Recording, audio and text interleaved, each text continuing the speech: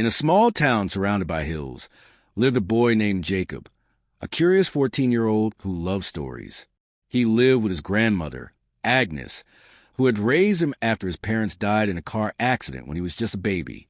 Every evening, Agnes would sit on her wooden rocking chair by the fireplace and tell Jacob a story, sometimes a fairy tale, sometimes a real one. Jacob loved those stories more than anything.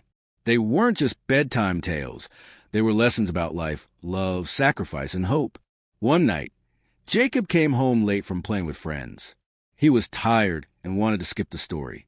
"Can we not do the story tonight, Grandma?" he said. Agnes smiled and nodded, though her eyes looked a little sad. "Of course, sweetheart. Maybe tomorrow." But there was no tomorrow. That night, Agnes passed away in her sleep. Her chair remained by the fireplace, empty and still, like time had stopped. Days turned into weeks. Jacob didn't talk much. The house felt cold, even when the fire was lit. But one night, he sat in front of the fireplace, looked at the empty chair, and whispered, "Grandma, can I tell you a story tonight?" And so he began to speak, not just to her, but to himself. It was the story of a boy who didn't realize how precious the moments were until they were gone.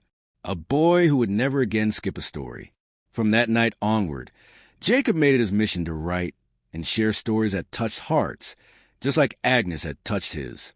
He became an author, a teacher, and later a grandfather, always reminding children, never take time for granted. One day, the chair may be empty. Moral of the story: value the moments with your loved ones.